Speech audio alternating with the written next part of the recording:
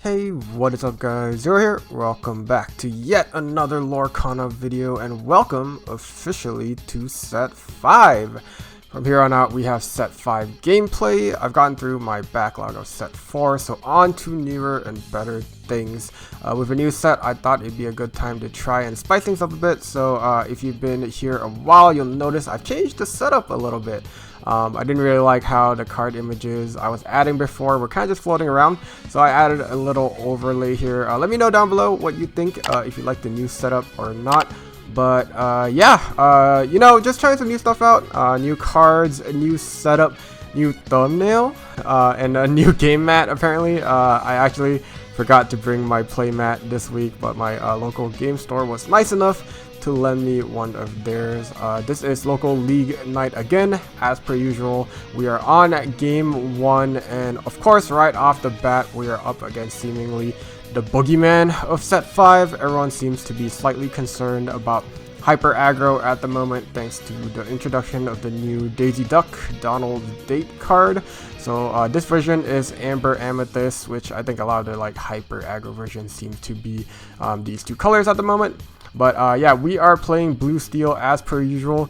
I may be trying new decks this set, so who knows. But as for right now, you know, Blue Steel just took a few additions, so I'm just going with Blue Steel for the moment because it was the easiest to update early on. But yeah, I have an updated deck list below if you would like to check it out. I'm really curious how it will stack up against this new threat. If I struggle too much, I might want to head back to the drawing board to try and get a handle of things. But yeah, anyway, let's just get into the game here. We are up against Hyper Aggro, and as Hyper Aggro does, we are already off to quite the start. My opponent starts with Maleficent, the vanilla 1 cost that lures for 2, a really aggressive threat. And for my turn 1, I had a Popsicle to reply, and for my opponent's turn 2, she gets to play 2 cards. She gets a Pascal and a Magic Broom out. And I happen to have a boom for 2, so I get to get rid of the Maleficent. But already a big threat on board. As my opponent's turn 3, she gets a Donald Duck out. This is the Musketeer, so he's a bodyguard, and he adds a lore to one of the other characters while he does that. So my opponent's already at 5 lore, being very aggressive as Hyper Aggro does. Unfortunately, I don't find much to deal with this. I mean, so we already have Donald Duck out on the board. He's bodyguarding, so and Pascal is evasive anyway, as long as there are other cards on the board. So the best I can do right now is Fishbone Quill, and I think I have a Tinkerbell in hand, so I'm trying to get it out as quick as possible, deal with some of these threats. But yeah, my opponent on her turn, she plays out an Amethyst Chromicon. Is that what it is? I don't remember. The actual card will be up here for you to see, but it is a card that when exerted gets lets you and your opponent both draw a card. So very nice for Hyper Aggro, since they always run out of cards, to continue to draw cards. Unfortunately, it does give your opponent cards as well, so questionable how great it is. But she does add Lilo to the field, which is nice for me to see because oh, no, never mind. So I thought I had Tinkerbell ready, but apparently I haven't drawn it yet for this game. So very nice that they get a Lilo, because now I can only play a Hiram on with my ink. I have 4 to play Hiram, and I go for the draw, and with my 2 remaining, I play a Mr. Shmee, which at least I get the setup to get rid of the Donald Duck here. But very bad for me in the fact that my opponent gets the quest again with this new Lilo that has been played with the Magic Broom and the Pascal, which all get to stay on the field. My opponent's going to continue to put on the threats. Daisy Duck finally shows her face, the big boogeyman of this set, or boogie woman, I guess, or boogie female duck, I don't know. But yeah, she makes her appearance and is already a really big threat here. She adds a Maleficent onto the field as well. And at this point, if I don't have the Tinkerbell or grab your swords or anything, then it's going to be really bad for me. My opponent's already at 12 lore, so a very big threat. It looks like I had to keep fishing. I quest with Hiram, discard one of my Popsicles to keep searching, and I do hit Tinkerbell. Luckily, the game is not over right here. I get to remove Pascal, Lilo, and Maleficent. At least that is a lot of threats off the board. Daisy gets to stay, and so does Donald Duck, which I will just have to deal with them later. I'm just trying to get a control of this insane board right now. There are so many threats, but luckily, yeah, we did get that Tinkerbell out. And at least we're getting some hand of the game. As you guys know, if you've been watching, I do like to say I like to get a handle of the game and figure out by my opponent getting 10 lore where I am with the game, and to kind of see like where we stand. But yeah, at least now it looks a lot more manageable. We've removed everything from the board. With my Mr. Shmee, I trade with the Donald Duck just to get another threat off the board, and my opponent just only has this Daisy Duck now. I did replay another Mr. Shmee, so right now our board looks way better. We are behind by just about 10 lore, so we have a lot of ground to make up, and we can only hope that my opponent finally has to slow down a little bit here, but it doesn't look like we are getting that, as my opponent plays another Donald Duck. He is going to boost up the Daisy to lore for 3 instead, which is really alarming to see for sure. And I do believe I caught my first mistake for the night. So we did draw off of the Amethyst Chronicon again. I believe it's an Amethyst Chronicon, but if I'm wrong, sorry. But yeah, Amethyst Chronicon we drew, but it looks like I forgot to draw off of the Daisy Duck, or check at least, because Daisy Duck, when she quests, I get to look at the top card of my deck. If it's a character, I get to draw it, but it does not look like I managed to do that for this game. The card I just played has some wicked glare, so sorry about that as well. But it actually is Chicha, the new Sapphire card. She's a 2-cost uninkable that when I ink the second card for the turn, I get to draw an additional card. So that is one of the cards I'm testing out right now, and we'll see if that one is going to be staying around. But yeah, now that I have Cogsworth on the board, this trading to get to remove all these cards on the field is way easier. Now that Cogsworth is there, Smee gets to trade for the Donald Duck and only take 1 damage, and Tinkerbell gets to remove both the Daisy Duck and the remaining Magic Broom for free, and Shmee only takes 1 damage, and he doesn't even hurt himself in recoil, since Cogsworth has the resist one, which is very nice. So that combo is still there. That combo is still working great. And yeah, looking a lot better now. My opponent is at 15 lore, and that is very alarming for sure. She's going to play a blue. It looks like we are in top deck mode for my opponent, and I'm very concerned about the new card that we have in set 5, which is Gathering Knowledge and Wisdom, something like that. I don't remember exactly these card names yet, don't come for me, but it's the new Amethyst card that is just an action and it gains 2 lore. That is really scary to me. The good thing about this blue, at least, is he only lores from 1, and he's not going to be gaining any more lore until he gets sent into the discard pile. So I'm not going to be attacking it because there is nothing else on the board that I quite have to deal with right now. But my hackles are kind of raised right now because I'm worried about this new gaining lore card that is out there. I'm going to be playing Pete because I don't want to deal with it if my opponent has it. I don't even know if my opponent has it. But I play Pete, which means no actions get to be played next turn. That is my big stopping card, which is very nice for us, because now my opponent can't get lore for free in that manner. And we have just lored all the way up to 12. We are threatening lethal for next round. And my opponent is playing Hyper Aggro, so there is a very low chance that she can deal with this board or stop me from getting lethal in any which way. And now she can't get lethal herself, because even if she has the Gathering Lore card, there is no way to play it. So very safe to say we recovered very well this game. It looked a little bit dicey in the beginning there, but we found a way out. Pete is maybe the MVP. I don't think my opponent had it anyway. I'm not sure if she even had the card to begin with for this game, because it's very early in the set. We all don't have the cards that we are looking for yet. But yeah, we do take game 1. We came back from that really dire situation in a very good way, so that was exciting for sure. But yeah, straight into game 2 here. Let us just see how we are going to continue to do against this deck. We are again on the draw, which is very difficult against this Hyper Aggro gameplay. But yeah, my opponent is going to start much in the same manner with the Maleficent, and we are much there's a lot more threats on the board here. We have the Maleficent on 1, of course, but we have Pinocchio on 2, the vanilla that lures for 3, which is very scary to say the least.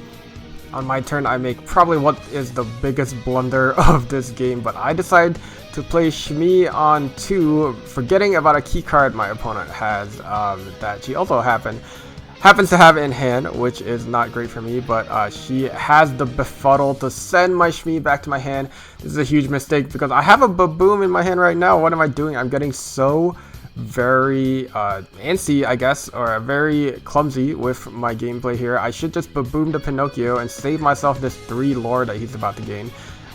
Instead, I played a Shmi thinking, oh, next turn I can clear one of these guys. If they play a bodyguard, I can clear the bodyguard probably. And then I can Baboom the Pinocchio then. But what am I thinking? Why am I just giving my opponent 3 free lore and even more here? Because now I don't have anything on the board. It got befuddled away. My opponent's playing 2 other 1-drops to keep up this pressure, and I don't have any answers. And I'm going to be even more greedy here because I've already made my mistake. I can't just keep stewing with it because if I Baboom now, I'm just way too far behind. My opponent is going to lore up to 12 at that point, and it's just going to be way too difficult at that point. So instead, I'm going to be super greedy. I have a Tinkerbell in hand, and that's going to wipe the board. I have to bank on it being the answer because this playing the Fishbone Quill on 3 is the only way I get to Tinkerbell next turn. Playing Fishbone Quill means I get to ink this turn, and then I get to ink 2 the next turn, get up to 6. And I can play the Tinkerbell. If I play anything else, I won't be able to get up to Tinkerbell next turn. I need it because there's a lot of 1 health units on the board that I have to get rid of right now. So my opponent on her turn is actually going to play out Piglet Pooh Pirate Captain, which changes things quite a bit. She lures up to 15 and it's already, oh no, this is Jurassic mode right here where I don't have room to mess around with, because if I play Tinkerbell now, I will clear everything but the Magic Broom and Piglet is going to survive, which means most probably my opponent's going to play 1 more character and Piglet will be able to quest for 3, Broom quest for 1, so that is way too much. I can't deal with it. Instead of playing Tinkerbell, I have to play the Grab Your Swords. I have to cast it straight from my ink, pay 5 for it because I had to wipe everything, not just I had to get rid of the Piglet Pooh Pirate Captain as well as everything else. But my opponent is on top deck mode actually, but she gets a very lucky top deck here with Queen's Castle to play out onto the board, which is, of course, if you know, if you've been playing against Be Prepared, you know once the board gets cleared, this is the card you want to play as an answer to a fresh new board. Unfortunately for me, I have 2 answers in my deck. I have Cusco's, which I've added, which is new in set 5, which lets me ink away, or I send into ink one of my opponent's locations or items, and that is the perfect answer right here that I don't have in my hand. It would have been nice if I did have it, but I don't. So because I don't, this Queen's Castle gets to stay on the board, give my opponent 2 more lore at the start of her turn. That brings her up to 17, and she's just going to play some more characters on the board here. She's going to play a Magic Broom and a Donald Duck. I played a Tinkerbell on my turn just for something I can attack the castle with if I don't draw Cusco, which I still don't. Of course, when you need him, you don't get him, and there's just no way to come back from this. My opponent's going to get 2 lore from the castle again since I didn't get rid of it, and she has characters on the board to quest, so we're going to call game 2. Definitely very poorly played on my part. I think I'm very inexperienced against Hyper Aggro. We didn't see it much last set. We saw it every once in a while, and I got some practice against it, but definitely making some mistakes again here with this fresh new set. So good that I have this footage to review with to learn what my mistakes are and fix them before, you know, we enter some tournaments that actually have some prizing and other things we have to worry about. So that's why I love these practices. You know, get some of my nerves out, get some of my mistakes out, and really buckle down when it matters. But yeah, on to game 3. Live and learn. Hopefully we fix some of our mistakes this next game. But yeah, we are on the play for once. We get to go first, and hopefully that means we get to get a handle on the situation before it gets out of control like it did last game. But yeah, on turn 1, I got Popsicle. My opponent plays a Lilo out, and I get my Mr. Shmi out on turn 2. If it gets befuddled, I think it's not too bad. I mean, it wouldn't be great, but you know, better than what we had. I don't think I had a Baboom, or maybe I would have done it to the Lilo, but on my opponent's turn, she does get Pinocchio out again. Very annoying at this point in time when we don't have an answer yet, but at least we're on the play. We get our answers out quicker because I get my Fishbone Quill out on 3. My opponent gets Baloo, but now that we have the Fishbone Quill out, we can go for 6, play Tinkerbell, get all these threats off the board, and I'm going to use Shmi to get rid of Baloo here. It does give my opponent 2 lore. Maybe I shouldn't have done that. I think maybe I should have just quested and worried about it later. Yeah, no, that's definitely the answer. I should not have attacked with Mr. Shmi here. You know, we are learning how to play against Hyper Aggro right now. I definitely should have just quested because at this point in time, if our opponent played cards, my Tinkerbell can just take out the Baloo if she decides to quest. It does give my opponent the 2 lore then, but at least I get to do 2 damage to something else. But yeah, my opponent gets to play Merlin Goat here. On play, she gets a lore, and then once this goat leaves play, she gets another lore. So another concerning card that we have to worry about here. I guess not the biggest difference then, since Tinkerbell could not have taken out the goat anyway. But yeah, here I get Hiram. I want to get some draw out. We're just going to quest. We want to keep up with our opponent because, yeah, I mean, nothing our opponent have is really threatening us too hard right now. So we just want to get quest while we can, so that we just get going and don't get left too far behind, so we don't have to crawl back too far. But yeah, my opponent with her goat is just going to challenge into the Mr. Shmi. She does get a lore out of it, but I'm not too sad about that because it gets the goat off the field. We don't have to deal with any bouncing. My opponent plays a very scary field though here. Following the goat leaving the field, we get a Lilo, a Pinocchio, and a Magic Broom. That is already threatening. Another 6 lore on the board. And I'm concerned here again. I can't hit them. I didn't draw any Tinkerbells. I didn't have any Grab Your Swords. So yeah, that's just unlucky on my part. But I go fishing to look for it, but I don't find it. And I'm again concerned about this Gathering Wisdom and Knowledge card that Amethyst just got. Because if my opponent finds 2 of those, she gets the win here. And I just start to panic because, yeah, at this point, if that is the case, we're going to lose. I decide to play out my Belle and Pete here to, I play Pete just to stop that action from coming out. I probably should have held it for next turn, but I think next turn would be too late anyway because my opponent's going to probably play a character. So if she had it anyway, I think it was going to be a win for her. But yeah, here my opponent's going to play a goat and get up to 18. I'm going to be able to clear the field here, and if my opponent gets a bounce, she gets the win. So I just decided to go for broke. I'm going to trade, you know, get everything off the board, and I just said, you know, if you have the bounce, you win.